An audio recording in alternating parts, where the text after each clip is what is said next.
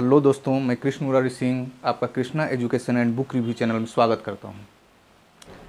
दोस्तों, अभी अफ़गानिस्तान और तालिबान के बीच जंग छिड़ गया है। जंग सा माहौल है।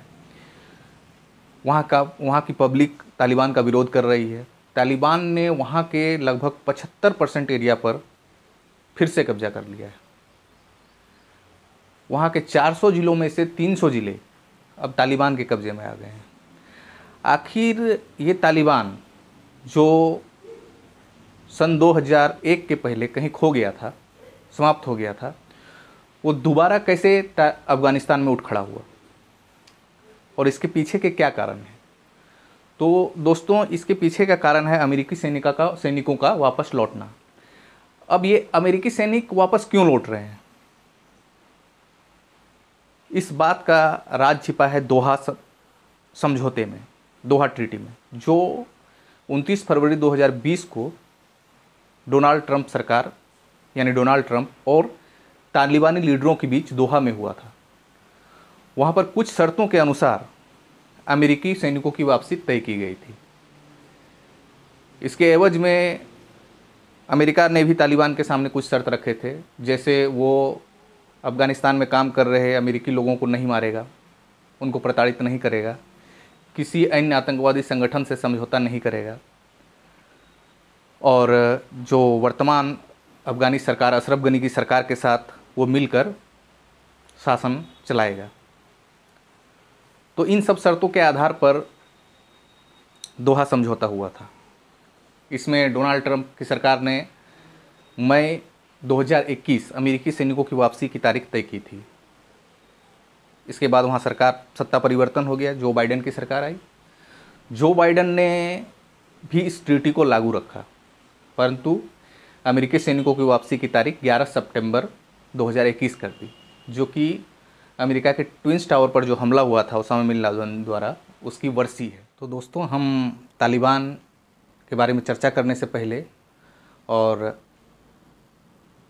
अभी वर्तमान स्थिति के बारे में जो कुछ हमने अभी कहा, इसके पहले हम थोड़ा सा अफ़गानिस्तान के तात्कालिक इतिहास पर नज़र डालते हैं। दोस्तों, 1979 ईस्वी को रूस ने अपनी लाल सेना अफ़गानिस्तान पर कब्जा करने के लिए भेजा था। वो वहाँ पर कम्युनिस्ट सरकार की स्थापना करना चाहती थी और रूस की इन क्षेत्रों पर नज़र बहुत पहले से थी, और अमेरिका रूस का धूर प्रतिद्वंदी था।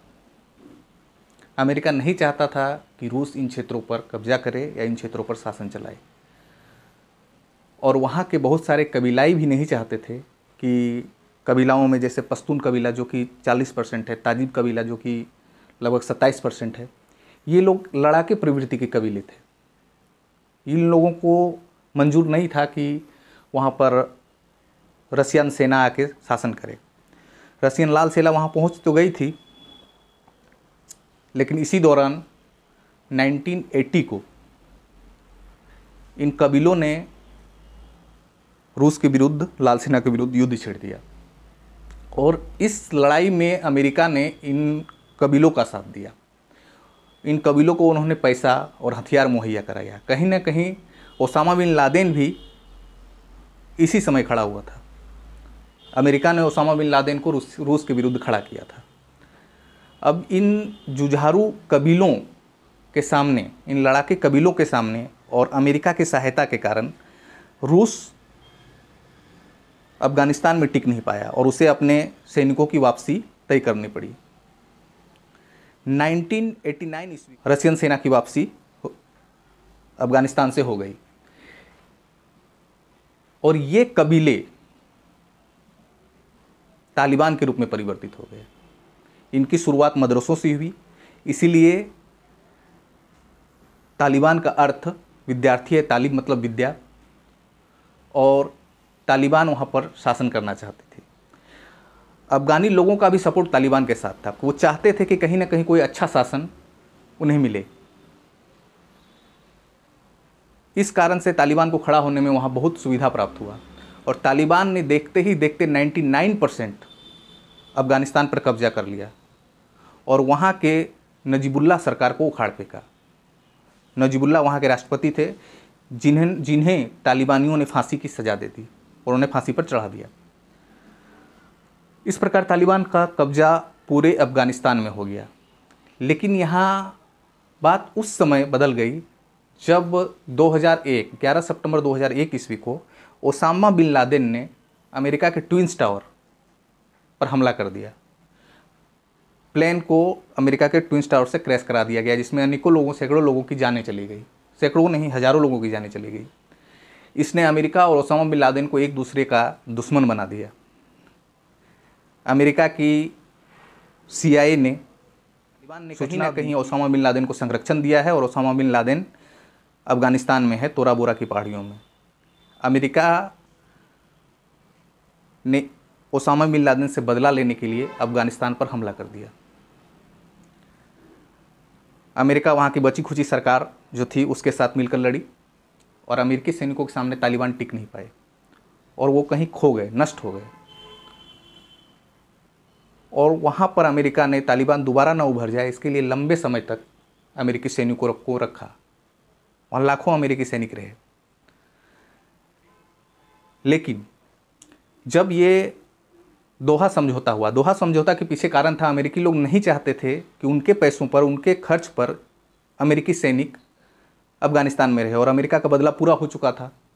ओसामा बिन लादेन मारा जा चुका था पाकिस्तान के एबटाबाद में, तो अमेरिकी सैनिकों का रहने का वहाँ कोई मतलब नहीं था अमेरिका की नज़र में। तो दोहा सम्मेलन में, दोहा समझौते में इन्होंने तय किया अमेरिकी सैनिकों की वापसी कुछ शर्तों के साथ और अमेरिकी सैनिक वापस होने लगे। जो बाइडेन की सरकार ने अमेरिकी सैनिकों की वापसी की तारीख 11 सितंबर 2021 तय की। अभी मात्र 3 या 4 हज़ार अमेरिकी सैनिक वहाँ पर हैं अफ़गानिस्तान में और तालिबान का कब्जा वहाँ के 75% एरिया पर हो चुका है। अफ़गानिस्तान के लोग तालिबान का विरोध कर रहे हैं। अफ़गानिस्तान में तालिबानियों पर आक्रमण करने के लिए युद्धाभ्यास कर रहे हैं। दोस्तों, आखिर अफ़गानी लोग इस तालिबान से तंग क्यों आ गए थे? इसके पीछे था तालिबानियों का शरिया कानून। वो वहाँ पर शरिया कानून लागू करना चाहते थे। शरिया कानून में बहुत सारे बेतुके कानून थे, जैसे कि वहाँ पर पुरुष शेविंग नहीं करा सकते हैं, दाढ़ी नहीं बना सकते हैं, सिनेमा हॉल, म्यूजिक। इसके अलावा वहाँ पर 10 साल से ऊपर की महिलाओं की शिक्षा पर पाबंदी है। एक हास्यास्पद बात है कि वहाँ की महिलाएं पुरुष डॉक्टरों से अपना इलाज नहीं करा सकती, उन्हें महिला डॉक्टरों से ही अपना इलाज कराना पड़ेगा। और सोचने वाली बात है कि जब महिलाओं को शिक्षा मिलेगा ही नहीं तो महिला डॉक्टर आएंगी कहाँ से? तब इन बीमार महिलाओं को क्या होगा? ये किससे अपना इलाज कराएंगे? कहाँ इलाज कराएंगे? दोस्तों, इसका प्रभाव भारत पर भी पड़ेगा, पाकिस्तान पर भी पड़ेगा और जितने मुल्क हैं और सारे संसार पर भी पड़ेगा, क्योंकि आतंकवाद कभी अच्छा नहीं होता है। दोस्तों देखिए, भारत ने वहाँ पर $3 बिलियन का इन्वेस्टमेंट कर रखा है और तालिबान सरकार जो आएगी वो उसे नष्ट कर देगी। ISIS ने भी तालिबान को उकसाया है कि वो भारतीय प्रोजेक्ट को नष्ट कर दे। कराची ऐसे ही आतंक से पीड़ित जगह है पाकिस्तान का और तालिबान आने पर वहाँ पर आतंकवादियों को और सपोर्ट मिलेगा। लेकिन पाकिस्तान के 10,000 लड़ाके तालिबानियों के साथ खड़े हैं और उनके साथ इस लड़ाई में शामिल हैं। तो दोस्तों, आतंक का भविष्य अच्छा नहीं है और हमें इसका सपोर्ट नहीं करना चाहिए, इसका पुरजोर विरोध करना चाहिए। सारे संसार के देशों को, UN को भी इसमें हस्तक्षेप करना चाहिए। दोस्तों, आज का ये मेरा एपिसोड इन्हीं बातों पर था। यदि आपको हमारा ये एपिसोड अच्छा लगा हो तो हमारे इस एपिसोड को लाइक करें, शेयर करें और हमारे चैनल को सब्सक्राइब करें। जय हिंद।